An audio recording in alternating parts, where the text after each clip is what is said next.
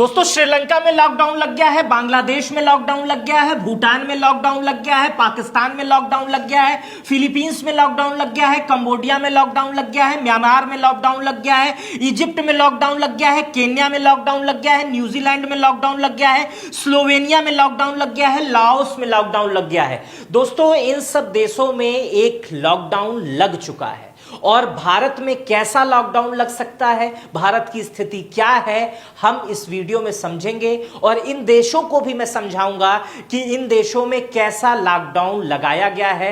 क्योंकि इससे पहला जो लॉकडाउन लगा था वो एक महामारी में लगा था, पैंडेमिक की स्थिति में लगा था, जिसमें लोग एक दूसरे के करीब आ रहे थे तो वो बीमार पड़ जा रहे थे। लेकिन वर्तमान समय में लोग बीमार नहीं पड़ रहे हैं, लोगों के पास सामान नहीं है, इसलिए नया लॉकडाउन लग रहा है।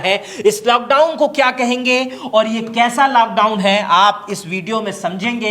इसमें अन्य देशों की स्थिति क्या है, भारत की स्थिति क्या है, वो भी मैं आपको समझाऊंगा। सबसे पहले अन्य देशों से शुरू करते हैं कि श्रीलंका में इस समय कैसा लॉकडाउन है। दोस्तों श्रीलंका में बुधवार को सार्वजनिक अवकाश पूर्ण रूप से घोषित कर दिया गया है।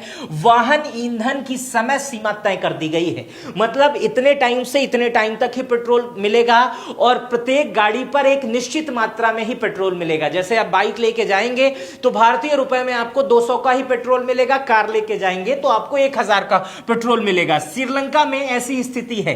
और बांग्लादेश में जो है वो 8 मार्च से ही रेशनिंग शुरू कर दी गई थी, क्योंकि वहां तेल की और कमी है, ऑनलाइन क्लासों पर वहां जोर है और 5 घंटे की बिजली कटौती है और 4 सरकारी उर्वरक संयंत्र जो है वो बंद कर दिए गए हैं। भूटान में भी इसी तरह की स्थिति है। दोस्तों डिब्बे में ईंधन की बिक्री पर पूर्ण रूप से प्रतिबंध है। भारत में तो बहुत पहले से है, आप देख रहे होंगे कुछ देर पहले दैनिक भास्कर ने और अन्य न्यूज चैनलों ने भी खबर की है कि गोंडा, सिद्धार्थनगर जो पिछड़े इलाके हैं वहां पर लोग डिब्बा लेके खड़े हैं और कह रहे हैं हमें पेट्रोल दीजिए, डीजल दीजिए, और वहां के पेट्रोल पंप पे बड़ी बड़ी लाइनें लगी हुई हैं, ये आप देखे होंगे। पाकिस्तान में इस समय जो स्थिति है लॉकडाउन की वो 4 दिन का कामकाज है, 3 दिन का अवकाश है। सरकारी कर्मचारी 50% वर्क फ्रॉम होम पर हैं। ईंधन के आवंटन पर भी 50% की कमी करी गई है। पाकिस्तान से कुछ ऐसी भी खबरें आ रही हैं कि वहां के लोगों में, वहां के जो सरकारी कर्मचारी हैं उनके वेतन से भी 30% की कटौती की जा रही है। इसी तरह फिलीपींस से खबर आ रही है कि सरकारी दफ्तर सिर्फ 4 दिन काम करेंगे, निजी क्षेत्र में वर्क फ्रॉम होम होगा, गैर आवश्यक यात्राओं पर प्रतिबंध है, सार्वजनिक वाहनों को बढ़ावा यहां पर दिया जा रहा है, निजी वाहनों को RD1 नियम लागू कर दिया गया है। स्थानीय पेट्रोल पंप की अक्सर बंद होने की खबर है। निजी वाहनों पर RD1 जैसे दिल्ली में एक प्रयोग अरविंद केजरीवाल ने किया था, उसी तरह का RD1 का प्रयोग इस समय दुनिया के बहुत सारे देश कर रहे हैं कि आज सिर्फ RD1 की ऑड गाड़ी निकलेगी और कल इवन नंबर की गाड़ी निकलेगी। हो सकता है भारत में ये पूरे देश में कुछ दिन में लागू कर दिया जाए कि आज ऑड का डे है, कल इवन का डे है, इस टाइप की चीजें हो सकती है। कंबोडिया में वर्क फ्रॉम होम लागू हो गया है। सार्वजनिक परिवहन जो कार पूलिंग है उसको बढ़ावा दिया जा रहा है कि एक कार में बहुत सारे लोग जाएं, उनसे वो आपस में कुछ पैसे को बांट लें। 1/3 पेट्रोल पंप कंबोडिया में लगभग बंद हो गए हैं। दोस्तों इसी तरह म्यांमार की भी स्थिति है। म्यांमार में RD1 लागू हो गया है। स्थानीय पेट्रोल पंप की बंद होने की अक्सर पेट्रोल पंप की खबरें हैं। गैर आवश्यक यात्राओं पर म्यांमार ने पूर्ण रूप से प्रतिबंध लगा दिया है। इजिप्ट की स्थिति भी यही है। मॉल, रेस्टोरेंट, दुकान जल्द ही बंद हो रहे हैं। सरकारी इमारत 6 बजे तक बंद हो जा रही है। रोशनी वाले विज्ञापन जो बड़े बड़े होल्डिंग्स लगते हैं उसे बंद कर दिया गया है कि बिजली की बचत हो। केन्या में भी ईंधन की रशनिंग शुरू हो गई है। निर्यात पर जो प्रभावी प्रतिबंध है वो लगा दिया गया है। न्यूजीलैंड में भी न्यूजीलैंड की सरकार ये विकल्प खोज रही है कि एक दिन बंद कर दिया जाए सब कुछ, हफ्ते में 1 दिन का लॉकडाउन हो, हफ्ते में एक दिन गाड़ी न चलाने के विकल्प पर प्रयास किया जाए। न्यूजीलैंड से खबरें आ रही हैं कि वहां पर 1100 फ्लाइटें रद्द कर दी जा रही हैं प्रत्येक दिन। और भारत सहित दुनिया भर से ये खबरें आ रही हैं क्योंकि फ्लाइट में डालने वाला ईंधन भी खत्म हो रहा है, इसलिए दुनिया के बहुत सारे देश अपने हवाई जहाज, अपने एयरलाइंस को सीमित कर रहे हैं, बंद कर रहे हैं, रद्द कर रहे हैं। इसी तरह स्लोवेनिया से भी खबर हो रही है, यहां पर भी ईंधन की रशनिंग है और कार के लिए हफ्ते में सिर्फ 30 लीटर का पेट्रोल ही दिया जा रहा है। इसी तरह लाओस की भी स्थिति है, यहां पर भी work from home, remote meeting और जो रोटेशनल वर्कशीट की शुरुआत यहां पर भी कर दी गई है कि आज ये काम करेंगे, कल वो काम करेंगे। अब ये इन देशों की स्थिति आपने देखी दोस्तों। अब आप समझिए कि भारत में कैसा लॉकडाउन लग सकता है, क्योंकि प्रधानमंत्री मोदी ने भी संसद में इस बात को कहा, लॉकडाउन जैसी स्थिति आ सकती है, देश में इस समय स्थिति ठीक नहीं है। इस तरह की बातें प्रधानमंत्री मोदी ने संसद से कही थी, इसलिए लोग और ज्यादा इस समय इस चीज से दिख रहे हैं, परेशान दिख रहे हैं, चिंतित दिख रहे हैं। तो मैं आपको बता दूं कि भारत में वैसा लॉकडाउन नहीं लगेगा जिस तरह का लॉकडाउन इससे पहले लगा था, क्योंकि वो पैंडेमिक था, वहां बीमार लोग पड़ रहे थे, एक दूसरे के पास जब जा रहे थे तो उन्हें बीमारी हो जा रही थी, कोरोना हो जा रहा था। लेकिन भारत में एक कंट्रोल्ड लॉकडाउन लग सकता है, एक नया लॉकडाउन आएगा जिसका नाम होगा लगभग कंट्रोल्ड लॉकडाउन। ये मेरे मन की उत्पत्ति है, इसको कंट्रोल्ड लॉकडाउन भी कहेंगे। और इस कंट्रोल्ड लॉकडाउन में सरकारी व्यवस्थाएं बंद नहीं होंगी, बल्कि जरूरी चीजें चालू होंगी और गैर जरूरी चीजें जो हैं वो सीमित हो जाएंगी। जरूरी चीजें चालू होंगी, गैर जरूरी चीजें सीमित हो जाएंगी, बंद कुछ भी नहीं होगा। इसमें पेट्रोल डीजल पर असर पड़ेगा, प्रति वाहन लिमिट तय हो सकती है, जैसे अन्य देशों में कर दी गई है। प्रति वाहन लिमिट तय हो सकती है, जैसे आप पेट्रोल पंप पे अपनी बाइक लेके जाओगे, आप कहोगे मुझे 500 का तेल दो, लेकिन वहां पर निर्धारित है कि भैया यहां पर सिर्फ 200 का तेल ही बाइक में डाला जाएगा, कार में सिर्फ 1000 का तेल डाला जाएगा। इसी तरह एलपीजी और गैस सप्लाई पर भी असर पड़ेगा, चूंकि स्टेट ऑफ हॉर्मुज से ही 90% एलपीजी भारत से आता है, कतर से आता है, उसी रास्ते आता है, तो वहां से आ नहीं रहा है। हालांकि स्टेट ऑफ हॉर्मुज से भारत के 3 बड़े जहाज आए भी हैं, लेकिन इस स्थिति में एलपीजी महंगा तो हो रहा है, उसकी ब्लैक मार्केटिंग भी शुरू हो गई है। सरकार ने कंट्रोल लगाने का प्रयास किया है, लेकिन सरकार के कंट्रोल के बावजूद भी खूब ब्लैक मार्केटिंग हो रही है। सरकार भी इस चीज पे रेशनिंग लगा रही है, जो कॉरपोरेट है, जो होटल्स हैं, उन्हें कम दे रही है, घरेलू लोगों को ज्यादा दे रही है।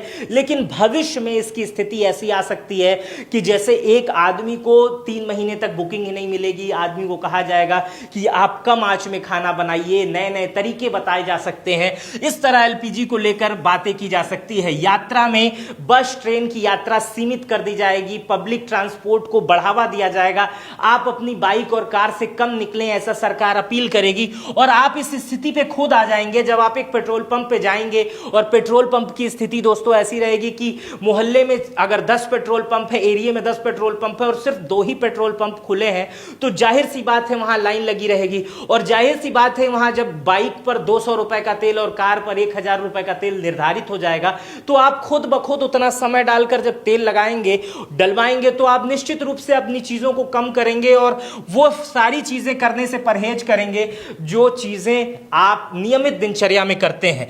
ऑफिस का समय और काम पर भी असर पड़ेगा। सरकारी दफ्तर वर्क फ्रॉम होम पर आ सकते हैं, आईटी सेक्टर के दफ्तर वर्क फ्रॉम होम पर आ सकते हैं। जिन्हें लाया जा सकता है उनसे अभी से अपील की जा रही है कि आप वर्क फ्रॉम होम पर आओ। स्कूल कॉलेज भी ऑनलाइन हो जाएंगे, ऑफलाइन बंद कर दिया जाएगा। बाजार और रोजमर्रा के जीवन में जैसे किराना, दवा की दुकानें खुली रहेंगी, लेकिन मॉल, सिनेमा और गैर जरूरी चीजें जैसे बार वगैरह ये सब बंद किए जाएंगे। बिजली और ऊर्जा का उपयोग में भी एक बड़ी अपील की जा सकती है, कटौती की जा सकती है बिजली में, और फैक्ट्रियों को जो बहुत ज्यादा बिजली दी जाती है उसमें भी कम किया जाएगा। हालांकि सरकार ने इस विषय पर कहा है कि हमारे पास पर्याप्त कोयला है, हम गर्मियों को भी झेल सकते हैं, लेकिन इस पर भी अपील की जा सकती है। एक नई चीजें हो सकती है, प्रशासनिक चेकिंग हो सकती है, अपील हो सकती है। जैसे कोरोना में बाहर निकलने पे पुलिस पकड़ लेती थी, इस तरह से जब एक ऐलान होगा इस टाइप के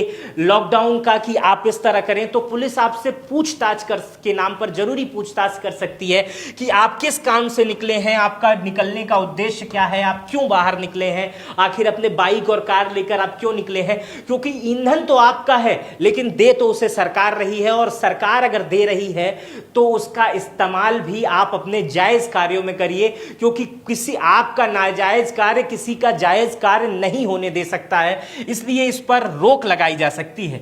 भारत में इस समय स्थिति को समझिए कि भारत में क्या स्थिति है। दोस्तों, मैं कई बार बता चुका हूं कि भारत का जो स्टेट ऑफ हॉर्मुज है, ईरान का जो स्टेट ऑफ हॉर्मुज है, भारत ही नहीं दुनिया का लगभग 20% ईंधन इसी रास्ते आता है। और ईरान इजराइल यूएस के युद्ध की वजह से स्ट्रेट ऑफ हॉर्मुज बंद कर दिया गया है। जो भी इधर उधर से आ रहा है उस पे ईरान जो है वो मिसाइल चला दे रहा है। इसलिए स्ट्रेट ऑफ हॉर्मुज से बहुत ज्यादा हवाई जहाज, बहुत ज्यादा पानी के जहाज नहीं आ पा रहे हैं, मालवाहक जहाज नहीं आ पा रहे हैं, जिसकी वजह से दिक्कत हो रही है। भारत लगभग 60% एलपीजी इंपोर्ट यहीं से करता है और उसका 90% रूट जो है वो हॉर्मुज से ही आता है। मतलब 90% जो हिस्सा है वो हॉर्मुज ही है, जहां से हमारा एलपीजी आता है, कतर से आता है और भी अन्य कई देशों से आता है।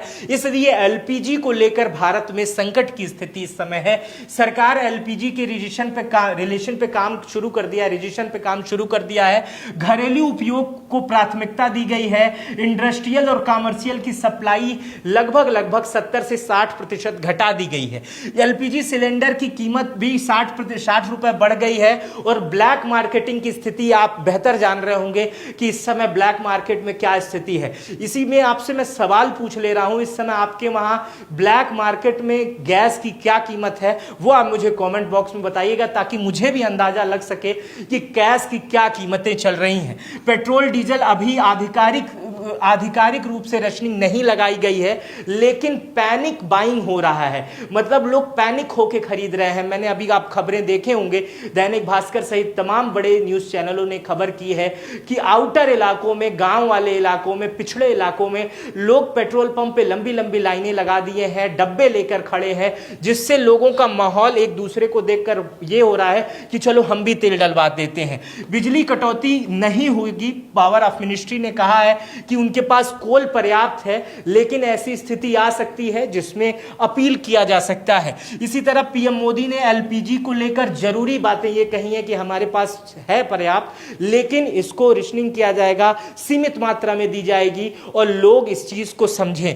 पीएम मोदी ने यह भी कहा था कि अगर युद्ध लंबा चलेगा तो पेट्रोल डीजल को लेकर भी लोगों में बचत की बात कही जाएगी, कम देने की बात की जाएगी, और वहां पर भी सामान्य स्थिति जो है वो असामान्य हो सकती है।